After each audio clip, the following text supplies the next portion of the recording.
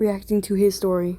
I opened my door and found my boy on the porch in head-to-toe pink running gear. Care to join me? He was stretching like he was someone who worked out regularly. I laughed in his face. Dude, last week you told me working out was for people who hated themselves. What changed? But then I saw the woman's hair tie on his wrist, and I knew it was all for a girl. He was stretching when I opened my door and looked out into the crowd. Miles, you've been running for like a day. He straightened up slowly, still gasping for air. Aight, pull up then. We'll see. 2 weeks later, I pulled up with a sign that said, "Love is worth it," and looked out into the crowd to see if Gizmo was actually going through with this. I found him in the middle of them, still in pink, standing next to the blonde girl, and I needed to see if this running riz would actually work for him. But when I walked over, he was already bent over, gasping for air. "Gizmo, you good? You haven't even started yet." He held up his index finger, too winded to answer. The gun went off, the crowd surged, and he shuffled to the very back of the pack in his little pink shorts. By mile 13, he staggered past, clutching his side, face gone gray, and I actually thought that was it for him. But he spotted my sign, threw me a shaking thumbs up, and kept shuffling. Almost 9 hours later, he was the last one standing, and he collapsed right before the finish line. 9 hours? He was too tired to Yo, hold on. How do you finish a race in 9 hours?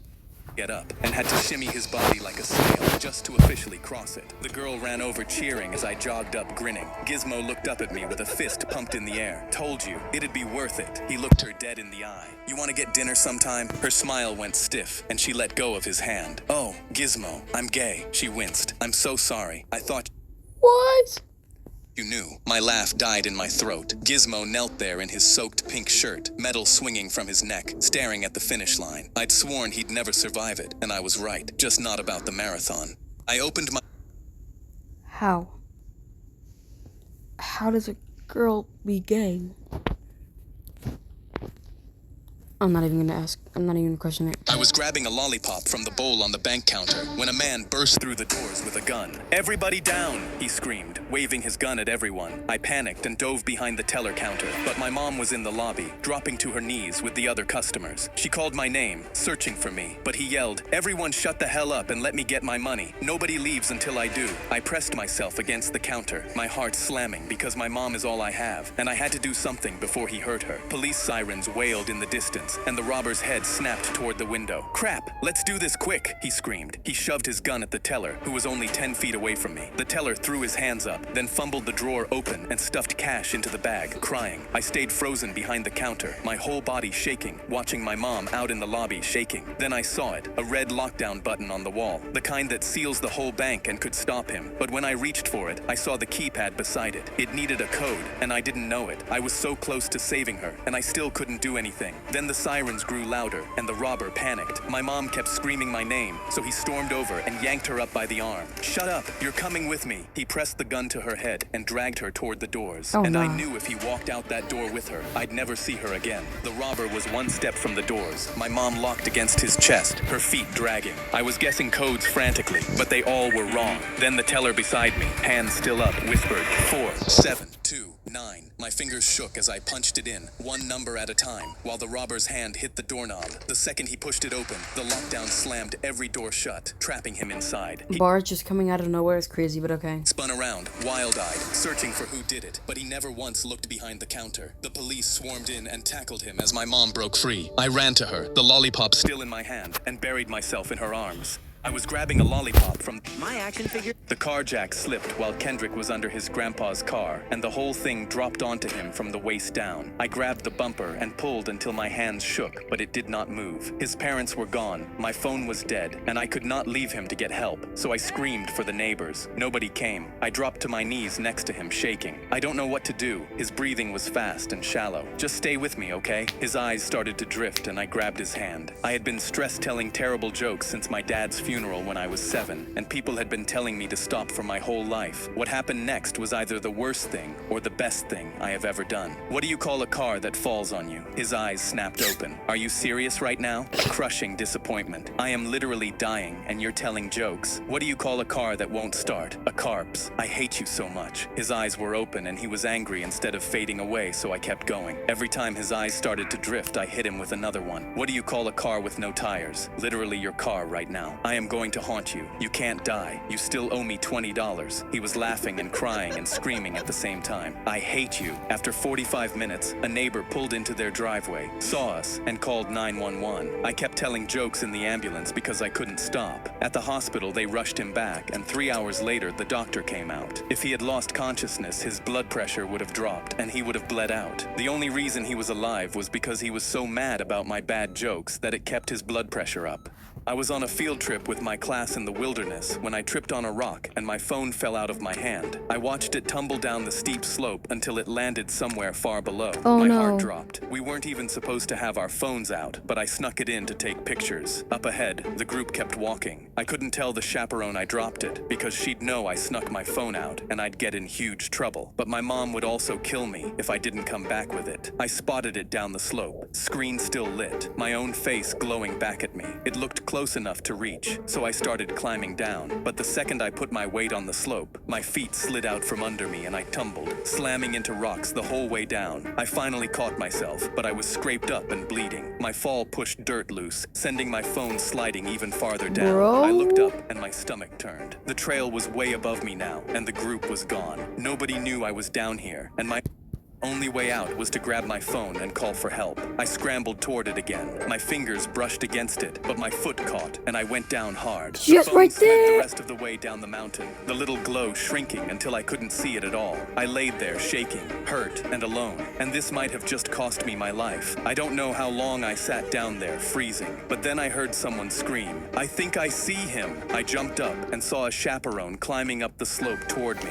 I started sobbing as she pulled me up and wrapped me in her jacket. When we finally got back to the trail, I asked, "How did you know I was down here?" She reached into her pocket and pulled out my phone, the screen still lit with my face. This slid all the way down to the trail. We saw your picture on it and realized you weren't with the group. She handed it back to me. The phone I almost died trying to save was the only reason they found me at all. Also, we told your mom what happened. She says she's going to kill you. I was on a Oh. Also, we told your mom what happened, but she's gonna kill you. field. I opened Loop It just as I walked into the campus coffee shop, spotted a beautiful girl at a corner table, and did the single most embarrassing thing I've ever done to get a stranger's attention. I sat at the next table and leaned toward her. "Hey, sorry to interrupt. I just wanted to say hi." She acted like I wasn't even there, so I tried again louder. Her friend looked over and laughed. "Violet cannot hear you. She's deaf." My whole face went hot, and I stared at the table like it could save me. "Oh, okay. Sorry to bother you." I ran out with my head down, and when I got back to my dorm, I downloaded a sign language app. I'd spent my whole first year of college keeping my head down and talking to no one, so I was going to learn her language if it was the last thing I did. I practiced signing the alphabet until my hands cramped, and my roommate laughed at me. "I can't believe you're doing all that for a girl." When I signed hello to Violet on campus the first time, my hands were so slow she signed back at half speed, grinning like she was talking to a toddler. The next week, she taught me the sign for disaster and pointed at me, and I was sure that was flirting. For the first time all year, I had somewhere to be, someone waving me over before I'd even spotted her. When Violet signed an invitation to her birthday party, I decided that was when I would tell her how I felt. I told my roommate my plan, and he stopped laughing for once. "Just look at who she's always with before you do anything." Violet was always with the same girl, but I figured that was her best friend. She showed me a video of her little brother Dude, I swear she says she's gay. I'm gonna get mad.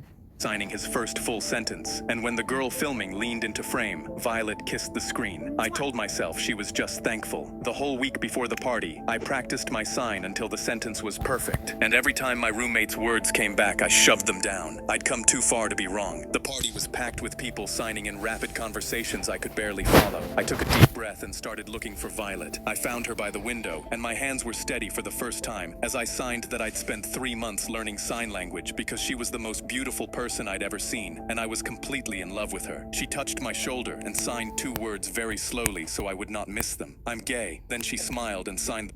Dude, oh my god.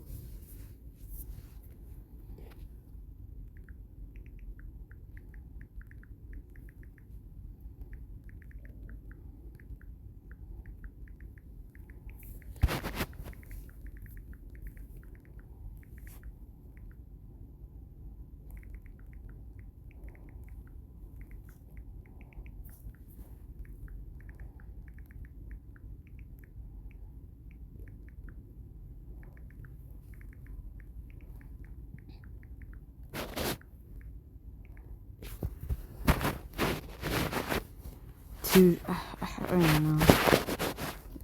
Word she taught me first. Disaster. I walked into my ex-wife slipped a folded note into our son Peter's pocket as I was picking him up and whispered to him, "You know what to do with it." Peter's legs were shaking as he got in my car, and when I asked what's in the note, he begged me to just drive. I had a bad feeling, and that night pulled the note from Peter's jacket. But it was just a grocery list with eggs, milk, bread, cheese, and so on. I couldn't understand why he was so paranoid over groceries, and next morning decided to test Peter by asking him to go shopping with me. He hated grocery shopping and usually said no, but this time he leapt out of his chair. "I'd love to go, Dad," but something in his voice didn't sound genuine. A terrible feeling sat in my stomach, and as we walked into the store, I watched Peter walk past what was on the note and instead load the basket with cleaning products, hydrogen peroxide, rubbing alcohol, cotton cloths, and he almost teared up as he grabbed the strongest acetone he could find. I walked over with shaky legs. "Peter, what's all that for?" But he just looked at me with a fake smile. "It's for a school science project, please don't ask again." That night during dinner, he kept muttering to himself like he was getting ready to do something. I tried asking what the note was for one last time, but he put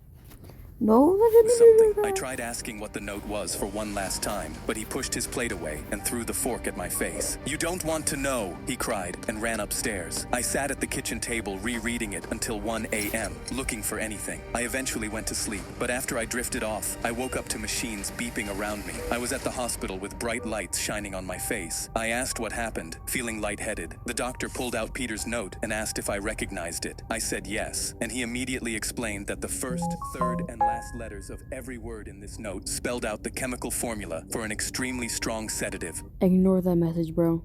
Peter didn't buy the acetone What? and peroxide for a science project. He bought it to create the sedative and held the soaked cloth over my face while I slept so I would pass out. Then he unlocked the door for my ex-wife and her new boyfriend to come in and rob my house so they could pay off his debts. I gripped my head and asked the doctors where Peter was. "He's at the station, right? He's saying he didn't want to do it." Apparently my ex and her boyfriend had threatened him into doing it, saying they'll send him away if he doesn't. My ex-wife slipped 16 when I came home from my first day at work and saw all the furniture in my house was missing. I opened the fridge expecting to snap back to reality, but it was empty. And then I found a note on the table that made me fall over. "We sold the house. We don't have the money to care for both you and your brother. You have 7 days to leave before the new family moves in.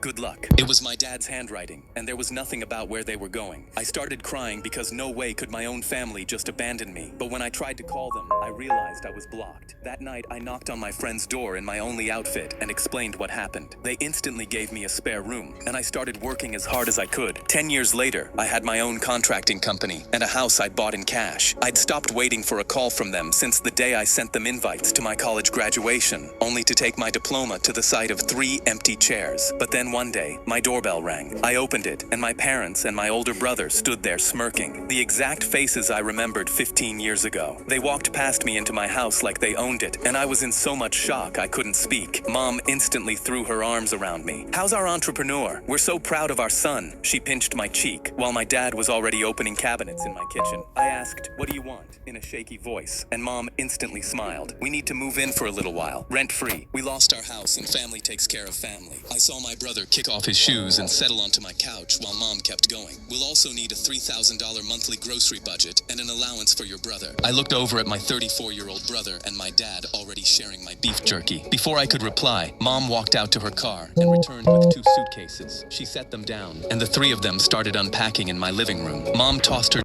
dresses on my sofa, and my brother was already plugging in his PlayStation. I remember a sudden rage taking over me. They abandoned me as a kid and now wanted my house. I walked over and immediately slapped their hands off the suitcases. I unplugged my brother's PlayStation and pulled out the note they'd left me 15 years ago from my wallet. "Do you remember this? Because I never forgot it." I slammed it on the table. Mom scoffed. "That was so long ago, but I was already opening my door. You gave me 7 days. I'm giving you until I count to 3, or I'm having my security guards escort you out." They laughed, and my brother stepped towards me. "What security guards?" I laughed back and pressed the button on my house alarm. 4 trained men instantly walked in. They grabbed my parents and brother by their arms. My dad yelled, "You can't abandon us, we're family." But I laughed. Funny, that's what I said 15 years ago. They were escorted out, still begging. I was 16. My little sister threw down my Nintendo and ran to the window. "Look, there's a rainbow. We need to find the pot of gold at Guys, the are end." we sure that's even a switch, bro? The back of it's white. Oh, no. down my Nintendo and ran to the window. Look, there's a rainbow. We need to find the pot of gold at the end of it so we can be rich. I was about to tell her the truth, but she was so excited she was bouncing up and down, and I couldn't bring myself to break the news. Okay, let's check it out. She grabbed my hand and dragged me outside, and we climbed the fence. Oh my god, stop texting me, bro.